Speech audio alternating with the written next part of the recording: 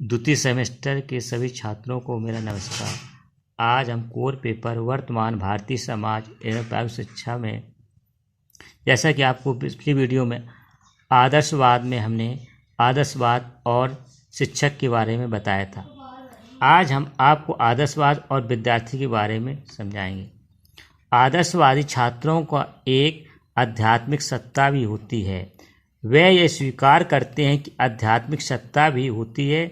वे मन को शरीर से अधिक महत्व देते हैं, क्योंकि मन में विचार आते हैं और विचारों से ही व्यक्ति आगे बढ़ता है।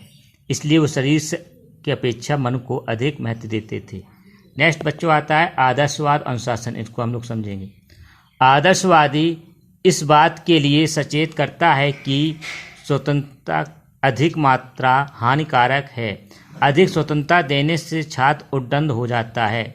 यानी अगर छात्रों को अधिक छूट दे दी जाए, स्वतंत्रता दे दी जाए, तो वो बुरे कार्य करने लगते हैं।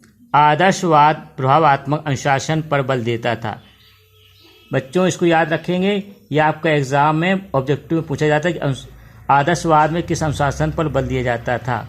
प्रभावात्मक अनुशासन का अर्थ होता है जैसे कक्षा में कोई भी छात्र शैतानी कर रहा है, उसको खड़ा कर दिया जाए और उससे प्रश्न पूछे जाए, तो इससे क्या होगा, अन्य बच्चे जो क्लास के उससे सतर्क हो जाएंगे कि हमसे भी शिक्षक कोई भी प्रश्न पूछ सकता है, तो उसका प्रभाव पूरे क्लास पर पड़ता है। नेक्स्ट आती है हेडिंग आदर्शवाद के सिद्धांत। इसको आप लोग ध्यान समझेंगे। पहला है जड़ प्रकृति की अपेक्षा मनुष्य का महत्व अधिक है। क्योंकि जड़ प्रकृति मनुष्य की अपेक्षा अधिक, क्योंकि जड़ प्रकृति में कोई चीज़ नहीं है। मनुष्य का विचार ही अधिक महत्व है। विचारों से आगे बढ़ता है और न कि प्रकृति और जड़ चेतन से। नेक्स्ट आता है भौतिक से अधिक आध्यात्मिक जगत अधिक महत्वपूर्ण है। भौतिक में जो भी चीज़ हैं सब नश्वर हैं और आध्यात्मिक जगत अधिक महत्वपूर्ण है, क्योंकि आध्यात्मिक जगत से ही व्यक्ति आगे बढ़ता है। वस्तु की अपेक्षा विचार का अधिक महत्व है। यानी वस्तु की कोई वैल्यू नहीं है, चाहे वो मकान हो, कुर्सी, मेज, कोई भी उसकी वैल्यू नहीं रहती है। विचार जो भी होते हैं हमको आगे बढ़ाते हैं और अच्छे विचार बहुत आगे हमको उन्नति के शिखर पर ले जाते हैं। नेक्स्ट पर आता है ये व्यक्ति के विकास पर बल देता है। यानी व्यक्ति में अच्छे विचार आएंगे तो उसमें सहनशीलता, विनम्रता, साहस, विनयशीलता इत्यादि गुणों का विकास होगा। नेक्स्ट आता है आध्यात्मिक मूल्यों का महत्व अधिक है।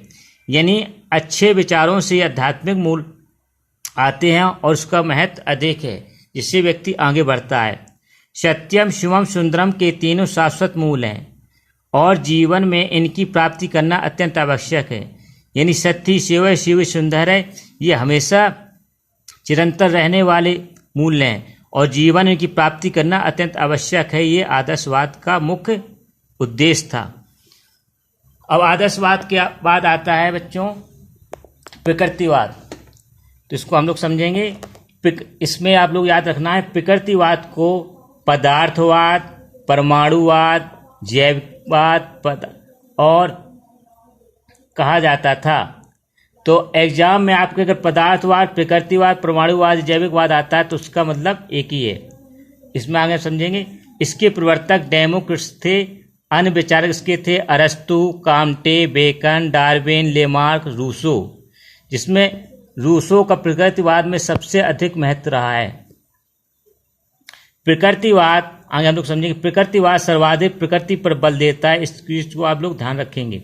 प्रकृतिवाद के अनुसार केवल प्रकृति ही सब कुछ है। वो लोग सब जो भी चीज़ सब प्रकृति को सब कुछ मानते थे। इसके परे अथवा बाद और कुछ नहीं है। यानी प्रकृति के अलावा प्रकृतिवाद आदर्शवाद के नहीं मानता था। जो भी सब कुछ है, जहाँ से बालक सीखेगा वो सब प्रकृति में रहकर सीखेगा। प्रकृतिवादियों का विश्वास है कि वर्तमान सभ्यता तथा सामाजिक विकास के कारण मानव प्रकृति से दूर हो गया है।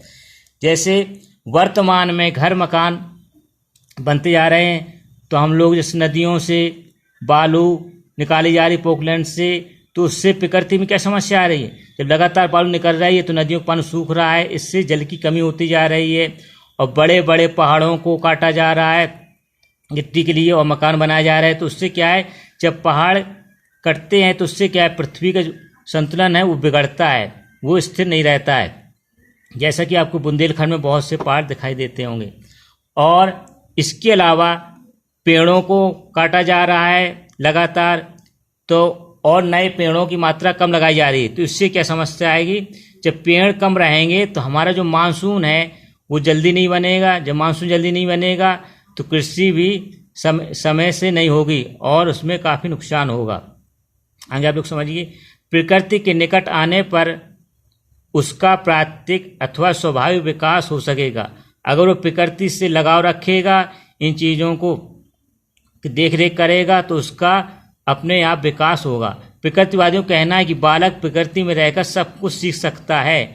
जैसे बालक को प्रकृति में छोड़ दिया जाए, जैसे कुछ भी है, जैसे उसे घर में छोड़ दिया जाए और अगर कोई तवा गर्म है, अगर वो वहाँ पर जाता है, एक बार उसे गर्म महसूस होता है, तो दोबारा जब भी वो तवा को देखेगा, उसके पास जाएगा तो उसे छुएगा नहीं, वो अपने आप सीख जाएगा कि तवा गर्म है।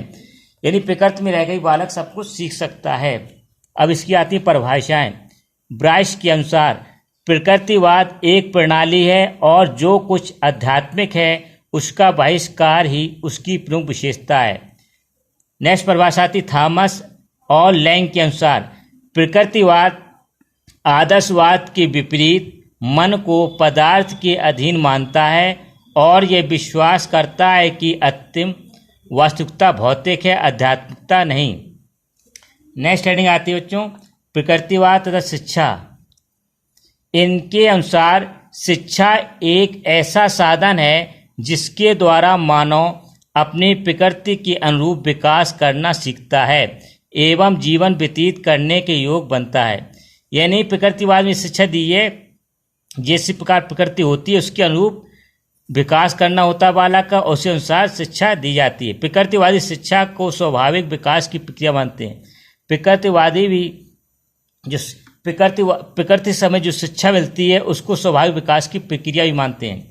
नेक्स्ट हेडिंग आती है प्रकृतिवाद शिक्षा की विशेषताएं। जैसे पहला है प्रकृति की ओर लौटो।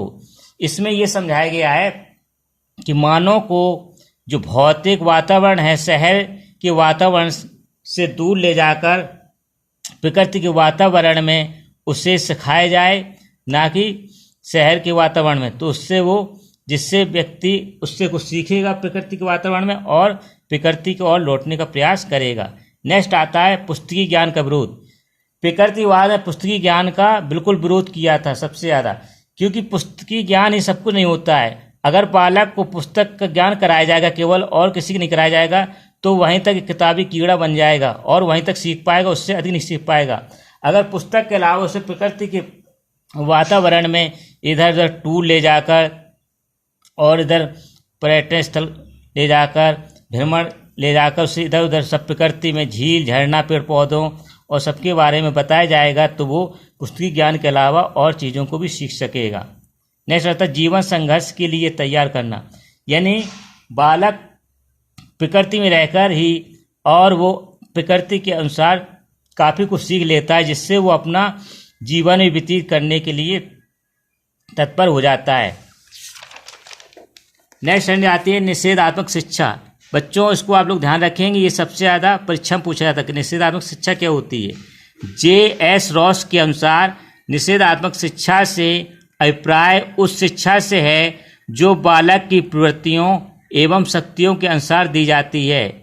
यह गुण ही शिक्षा नहीं अपितु अवगुण से रक्षा करती है।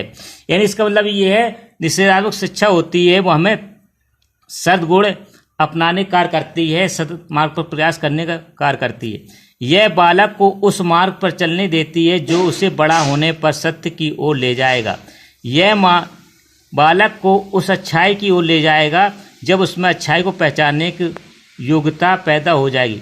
यानी कहने का मतलब ये निजाम शिक्षा उसे कहते हैं जो हमें बुराइयों से अच्छाइयों की ओर सदमार्ग प्रशस्त करती है, वही निजाम शिक्षा कहलाती है। अगली हेडिंग आती है बालक की प्रधानता। यानी प्रकृतिवादियों ने बालक को सबसे प्रधान माना है। प्रकृतिवादियों का मत है कि बालक शिक्षा के लिए नहीं बल्कि शिक्षा बालक के लिए। यानी बालक को शिक्षा को ठूसना नहीं चाहिए, उसकी योग्यता, क्षमता के अनुसार ही शिक्षा दी जाए बालक को। अतः उनके अनुसार शिक्षा व्यवस्था इस प्रकार होनी चाहिए कि बालक अपनी जन्मजात शक्तियों रुचियों के अनुसार विभिन्न क्रियाओं में भाग लेकर बिना किसी सहायता से स्वयं ही विकसित कर सके, ना कि किसी का सहारा लेकर आगे वो बढ़ सके, जिससे उसमें काफ़ी क्षमताओं का विकास हो। नेक्स्ट वीडियो में फिर से मिलेंगे, तब तक के लिए नमस्कार।